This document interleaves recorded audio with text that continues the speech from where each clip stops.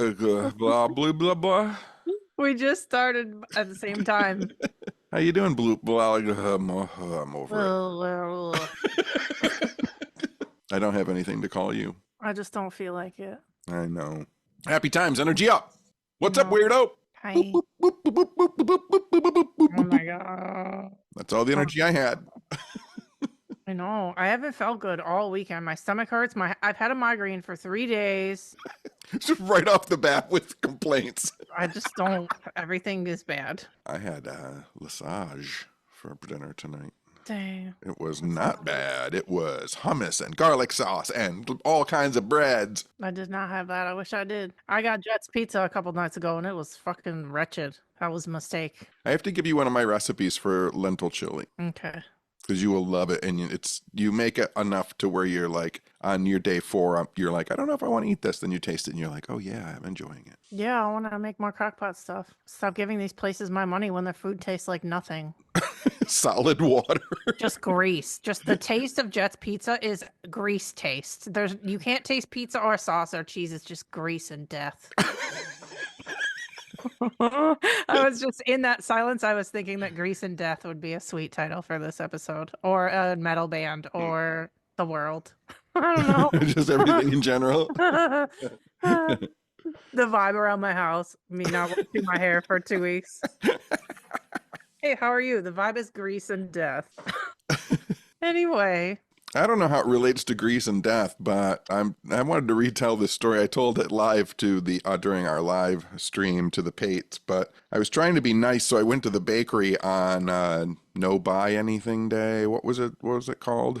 Economic boycott. Economic boycott day. So I had some cash and I decided to go to the mom and pop bakery, and I walked in and I got myself a loaf of bread, and there was a little old lady and she was paying for her stuff and she was 71 cents short. So I had the 71 cents and I gave it to her and she thanked me, and I walked outside and I got about 15 feet away from the building and 2 men came outside and started yelling at me and brought me back in because the old lady said that I had stolen $5 out of her purse. Old lady is a psychopath. Somehow she thought that I had reached in her purse when instead I was putting 71 cents on the counter, and then told everybody in the bakery that I must have stolen $5. So they came outside, got me, stood me there, made me feel like a thief for 5 minutes until she found the $5 in the front zip pocket of her purse. And then she apologized and I went home. I don't know who would think that your whole grand plan of your day would be to steal money from somebody and then give 20% of it back in a weird scheme in public. I still am trying to figure out how she thought that I reached over her to her purse, in her purse, took out a single $5 bill that was somewhere in her purse while I was with my other hand counting out and setting down 71 cents.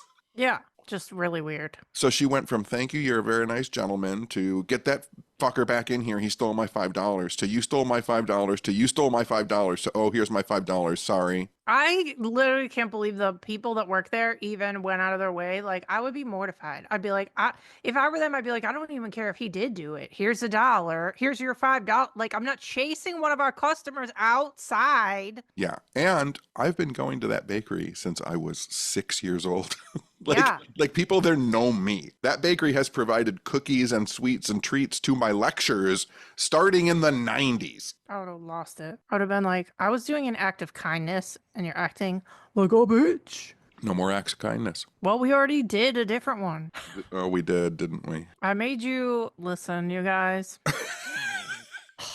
I stay up very late. That is not a secret. So at this point, it was 2:30 in the morning, and my other best friend, Mark, texted me and was like, there's a dog in my neighborhood. At this point, you guys, it was 24 degrees out with a wind chill of 17. So let me preface it with that. So my friend Mark texted me and was like, there's been a dog outside in my neighborhood howling and barking for the last 2.5 hours, and nobody would let it in the house. And I'm like, and I've seen, and I'm sure a lot of you other people who follow dog rescues have seen dogs frozen to death all this winter on Facebook. And I'm like, I'm not going to let this dog freeze to death because these people are stupid. But I didn't want to go over there by myself. And I didn't think Mark was going to come outside. So who got the call? Yeah, I called you, obviously. Well, it was funny because I go, you answered. And then I go, hey, are you up? And you're like, yeah. I'm like, but are you tired? And you're like, no. And by this point it was like 2:45, and I'm like, I gotta go help this dog. I don't know what I'm gonna do. I'm like, I'm either gonna help it or I'm gonna steal it, and I don't know yet. And you're like, okay, wait. So, and you're like asking me the details, and I stop you, and I'm like, basically, I'm going with or without you. So just tell me if you're coming. And you're like, come get me. I'll put pants on. And then you came and got me. But I was asking questions like, No, I know. do I you know. know where it's I know at?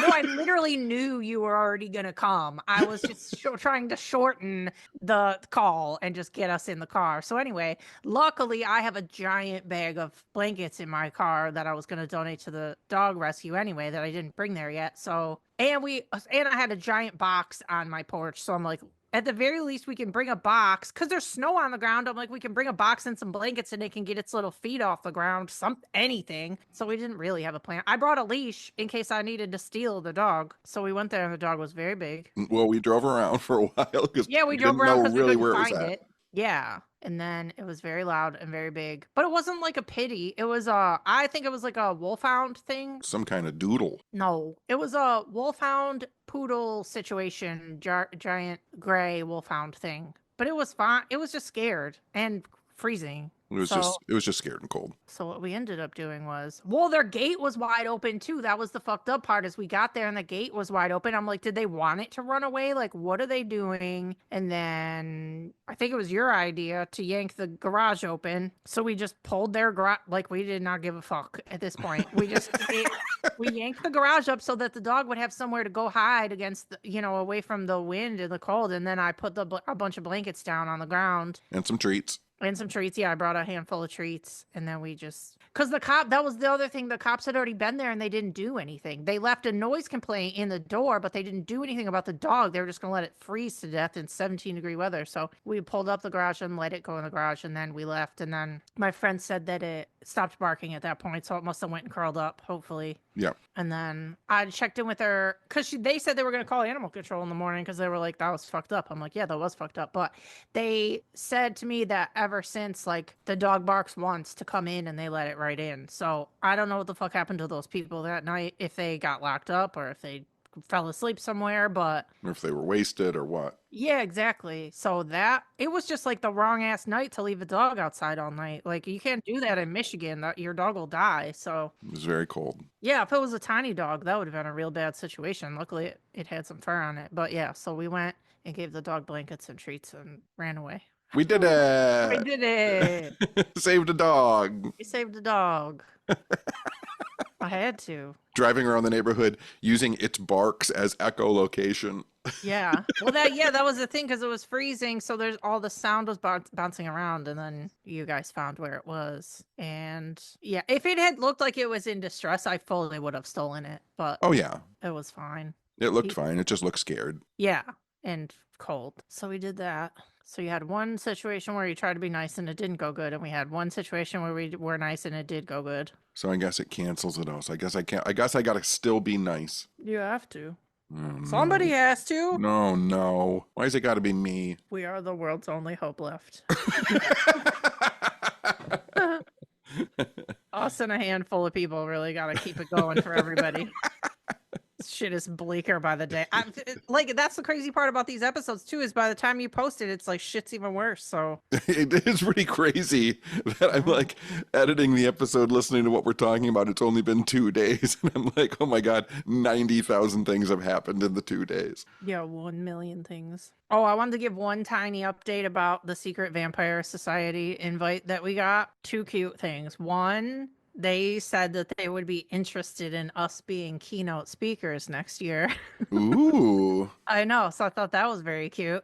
And secondly, I didn't know this, but they have a raffle every year at the Secret Vampire Conference that benefits a bat rescue. Ooh. I know. That's a good one. I know. Cutest secret event ever. And I posted a picture of the secret invitation with redacted information in the Patreon chat because I wanted to show them. I'm like, oh, you guys got to see the secret vampire invitation. I used to know a lot of vampires back in the day.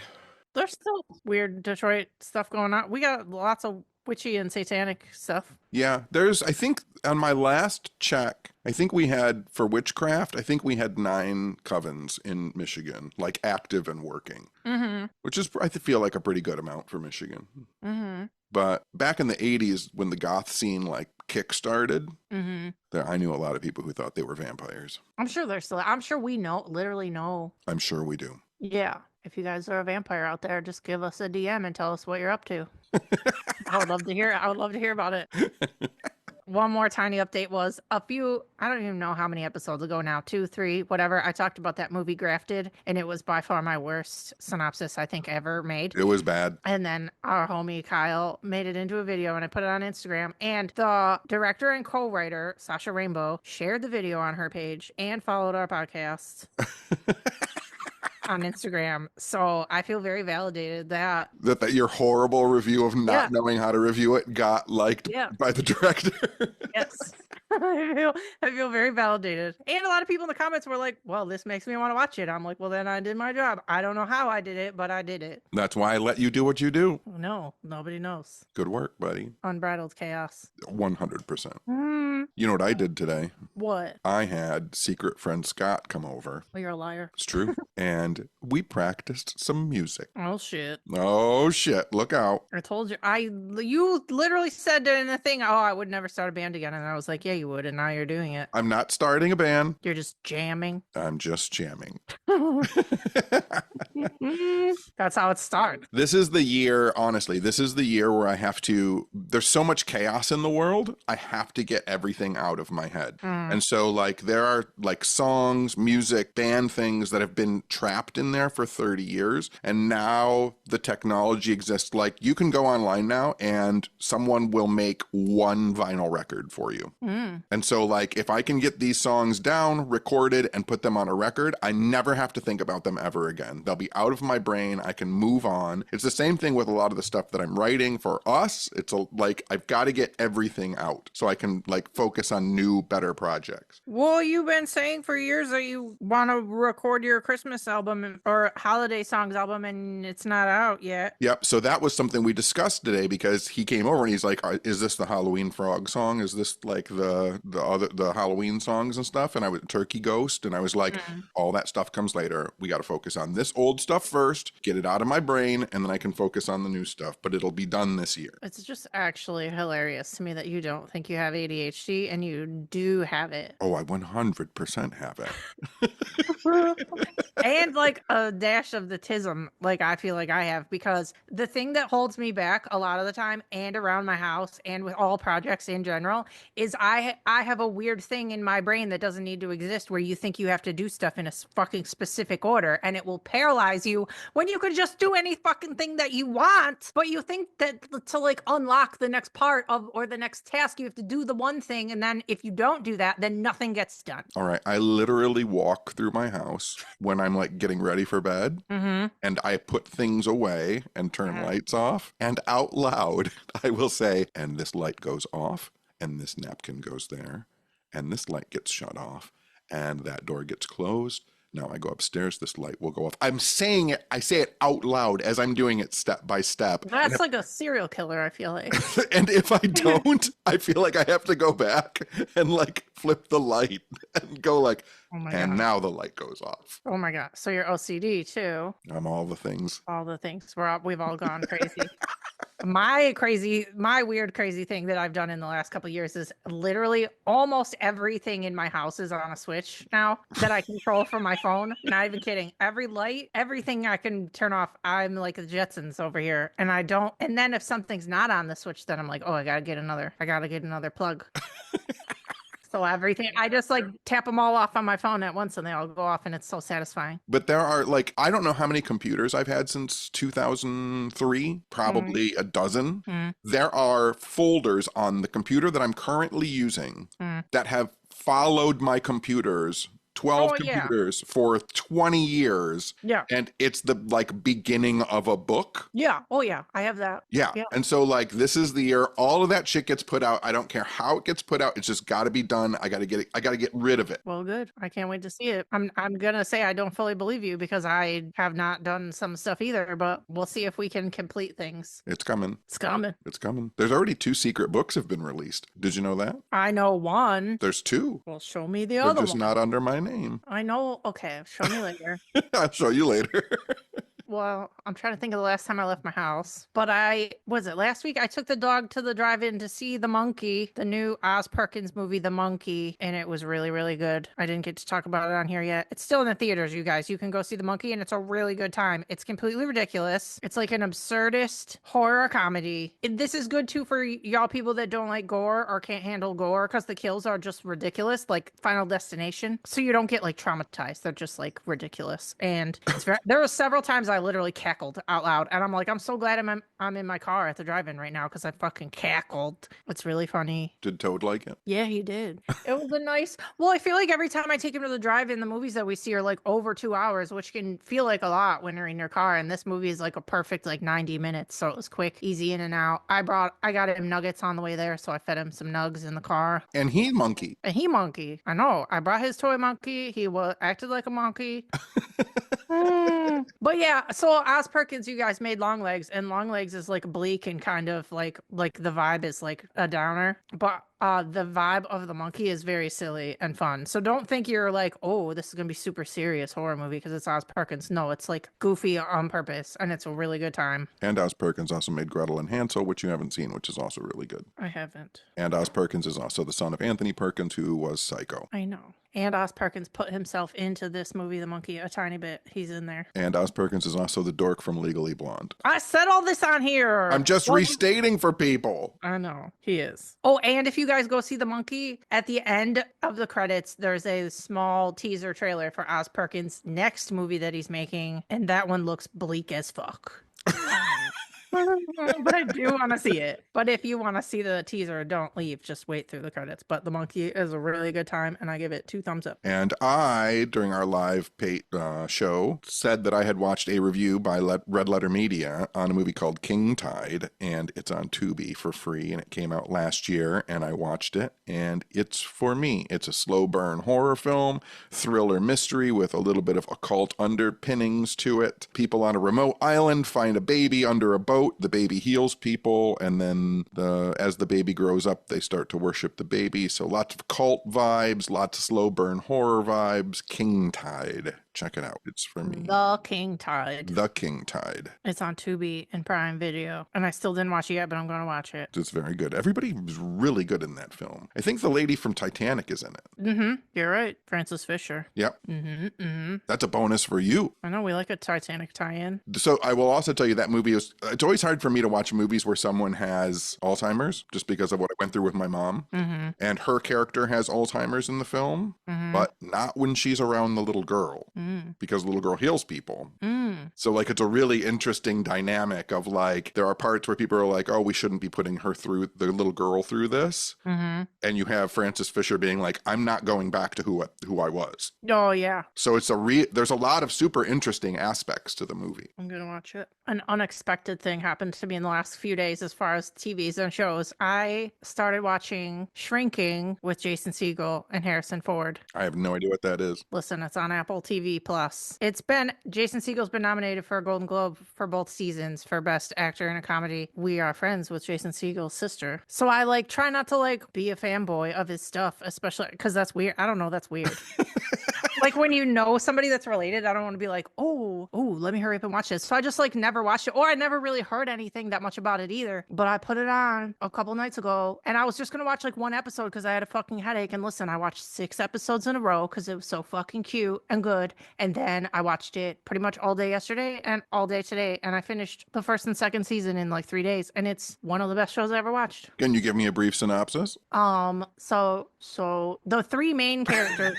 Listen, I'm gonna do good. The 3 main characters are Jason Segel and Harrison Ford and this actress Jessica Williams. They are all shrinks. obviously the title is Shrinking. Okay. But like they're all going through their own issues in life, and Jason Segel, probably being the most of them all, had like a tragic thing go on. So then he has to go to work and try and help people, but he's a mess. And then he kind of has that thing where you're sitting there and you're talking about like a really bad problem, and then the other person's problem is just like really insignificant, and it makes you flip the fuck out. You're like, wow, really have some real fucking problems. So he starts being like super like blunt with people and telling them what they should do or not do, which is not really what you're supposed to do when you're a shrink. You're kind of supposed to like make them make their own decision, but he's like, Right. he just says he's just sick of hearing them whine, so he says shit and it ends up working. Like the tough love thing ends up working kind of, so he stays on that, but he's still working on his own demons. And like every actor in the series is so good. It gives you all the feels. Listen, this is a curveball twist of it all. Did you watch? I mean, the TV didn't used to be how it is now. There used to be like 4 TV shows on TV, and you didn't have to ask somebody if they watched it because everybody watched it. them. Yes. So Married with Children, you obviously watched it. Of course. Right. So Jefferson Oh my goodness gracious. from Married with Children, who was like a nothing character on that show, basically. Oh my God. He's on this show. He's the neighbor's husband, and he's so fucking fun. He's like the sunshine of the entire show. He's so fucking funny. I know that's so random, but everyone, it's such a delight. It's such a fucking good show. I don't know how it doesn't win all the awards. Let me just tell you something, which is What? really funny because this has a crossover into my world. Hmm. So Ted McGinley, who is Jefferson, There we go. Ted McGinley is what they used to call the sitcom killer. Why? Because you'd have a sitcom and it would be on for a long time, and the characters would grow up, and then you'd bring a new characters on, and it was always Ted McGinley. And then like he was only there for like the last season. People don't remember. So like on Happy Days, after Richie's not on the show anymore, Ted McGinley comes on. He's a Cunningham cousin. He comes on the show. I had no idea. On the Love Boat, after Julie leaves, Ted McGinley comes on. He's the ship's photographer. Well, he is getting all of his flowers finally because he is an absolute delight in every line, in every scene that he does on this show. It's so perfect. It's just funny. I think they always kept hiring him because he was probably super nice, super good at what he did, and at that, you know, I know I haven't seen him lately, but he was always like extremely handsome. Like, Yeah, he's still super handsome on this. He has really great hair still. yeah. The problem is they just bring him in for those last seasons. So people were always like, if you were watching, I don't know, the Jeffersons or something, and all of a sudden they get a new neighbor, it was Ted McGinley, and you were like, oh no, this show's not going to be on the air for much longer. It's crazy. It's crazy how cute he is on this show. And everybody's so good. I don't know. It's just so good. And another weird thing about this is like usually when you watch, I don't know, like dramas or comedies that are like short, relatively short episodes, they're just like over and you're like, okay, I'll watch the next one whenever. There's something about how this is written where almost every episode has like a cliffhanger and you're like, I literally have to see what's about to happen right now. And I've never seen that in a comedy. I like gobbled up this show. Do you know these comedy people and I learn about them fucking 18 years after everybody else knows that they exist. Yes. This Brett Goldstein guy. Yes. Do you know him? Yeah. He's so good on this show. And obviously I have no experience with him whatsoever. Well, I'm glad that you found that show. I've been watching season 3 of Reacher on Amazon Prime. God. It's still, listen, I have a smart TV like most people do. There are advertisements on my screen for shit I will never watch. And the picture of Reacher comes up on almost every day. And I think, why the fuck does Tenney watch this show? It's so not Tenney coded. I can't think of anything less Tenney coded. I see the picture and I'm like, why did he even turn it on? I feel like there's a part somewhere deep in my brain. Because first of all, I loved both of the Jack Reacher movies with Tom Cruise. Oh my gosh. I feel like there is still a part of my brain that is like an unevolved 80s boy. Sure. Does that make sense? I guess, yeah. And it comes out by watching like Alan Richardson beat the shit out of people on Reacher. It's crazy to me. It looks so bro-y. It is 100% bro-y. Every time I see it on there, I'm like, oh man, it's so It's weird. just a giant mountain man beating people up. Hey, it's great. I get it. I think you should watch Shrinking though. I think you would really like it. I think everybody should watch it. It's so far. I don't know how anybody would, and it's so genuinely funny. And listen, it's not. You know how I don't think anything is fucking funny. And even when I do watch something, maybe there's like 2 laughs per episode. Not even kidding. Almost every line of this show is a landed fucking joke. It never stops. It's so funny and so charming. Did you never watch what was the Jason Sudeikis, Ted Lasso. Ted Lasso? I'm about to start it tonight because Because it's of got the same writers and and Brett it's Brett Goldstein's in it. Goldstein. Yeah. I know. Now I'm gonna watch the show that I didn't think I would like, but You're gonna 100% be in love with Brett Goldstein. I know I already am. Okay, good. His character on that show is unbelievable and has such an arc. It's great. It's really great. You gotta watch Shrinking. We're gonna trade. Well, you watch Shrinking and I'll watch Ted Lasso, and then we'll. All right, and then you'll watch Reacher. No. No, I can't do it. Can't do it.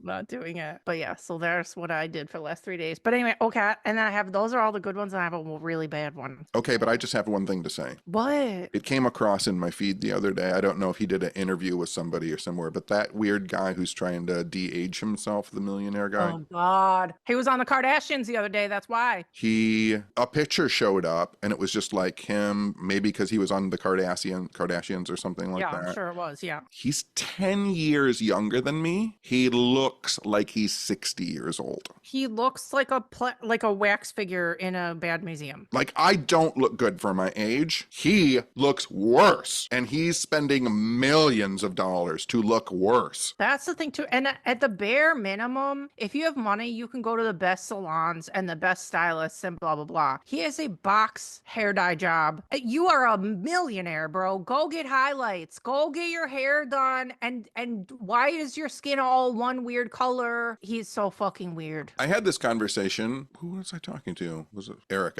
at Gus's a while ago? We were talking about Elon Musk's bad hair job. Yeah, hair and face. He's a wreck. Yeah. Like I saw a picture today of Elon. He got his fucking head shaved. And like a Nazi. But you can see the scar from where they took the hair off on the side of his head. Yeah. I did see that. Yeah. You're a billionaire, dude. Yeah. That can be fixed. Yeah, I don't care. There is no one will tell him to his face, this looks fucking stupid. You're fucking dumb. Like this is the difficulty with having people. Well, that's what happens when your need to be a Nazi overrides your need to cover scars. It just like superseded that need for him. So he doesn't care about the scar because he has to have the quintessential Nazi haircut now. So good for him. Very Great true. job. Great job, everyone. Good job, everybody. Great job, everybody. But anyway, I watched the worst fucking movie, bro, and it's not out yet. This is, and I tweeted about it, but it's so weird to me that I got sent a screener of a movie that comes out in theaters this Friday, March 7th. And I'm like, this is so weird that I get to see a thing that's it's going to be at my house. Like I'm sitting here with Toadski. How are we in the circle of trust and nobody else can see it and we're seeing it? Like I could do anything I want with this movie. I could go show it down the street on the fucking drive-in. Right. And nobody knows what I'm doing, but I'm in the circle of trust, so I get to watch this movie. It's fucking weird to me. Anyway, well, it helped when I actually like the fucking movie, but bro. There's a movie coming out this Friday called, why do I keep saying Saturday? This Friday called The Rule of Jenny Penn with Jeffrey Rush and John Lithgow. And Jeffrey Rush. Is this the puppet? Is this the old folks puppet trailer? Yep. Okay. Yep.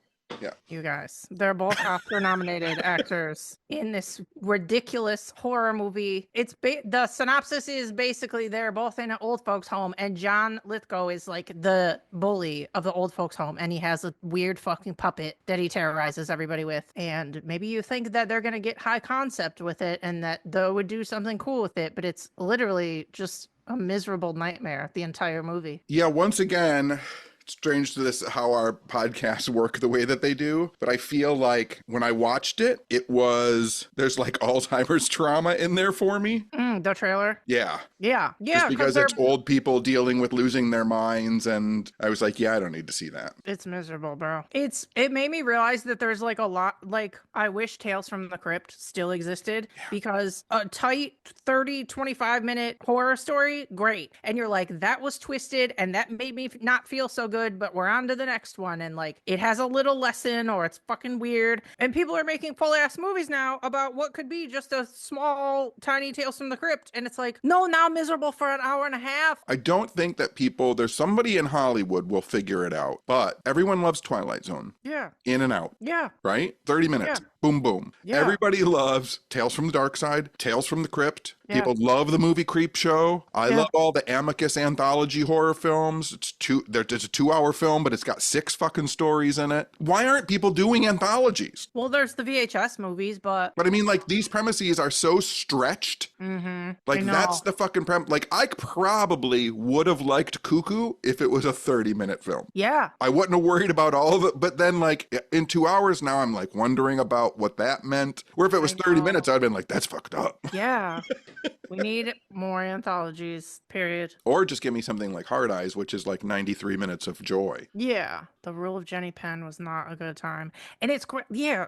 And like, I don't know. I don't even know what to say. Usually there's something redeeming, or it like, it's a bad time. And it's like, John Lithgow does such weird fucking shit in this movie that I'm like, does he know who he is? He was just in Conclave. It was nominated for an Oscar. Yeah. He's in this weird, embarrassing movie. Like, ooh, it's really weird. If you would rather watch a better John Lithgow film, you can watch the 1981 Brian De Palma film Blowout. That's the one with John Travolta? Yeah. Yeah. Yeah. That's John Travolta, like, that is like prime good-looking John Travolta. I mean, he was prime good-looking John Travolta for a pretty long time. I guess. He was a good-looking man. Until he did Battlefield Earth. Yeah, probably. Oof. Oof. Just one more little tiny thing before we go. That somebody brought up, Chris in the Patreon chat brought this up, and literally my brain never thought of this before, never considered that this was happening. So they said, does anyone else do this at the end of the podcast when Jess and Tenney are saying goodbye? Do you guys go bye along with them like I do? And literally everybody in the chat was like, oh yeah, we do it every time. I never considered that people were sitting in their car or their house and doing it with us. I just thought we were doing it, and that made me really happy. I had no fucking idea. Did not realize that. It is very funny and cute. Isn't that so cute? I do love that. I know. So now everybody does it. I did not even know. That was the first time it's ever been brought up. As someone who says thank you to my Google Home thing. Same. When I say in the morning, when I go, hey Google, what time is it? And it goes 11:30. Thank you. And I go, thank you. It says thank you. No, too? I say thank you a couple times to it just because I think it doesn't hear me. Oh. I always ask it what the temperature is when I wake up. Yeah. That's funny that people go, bye.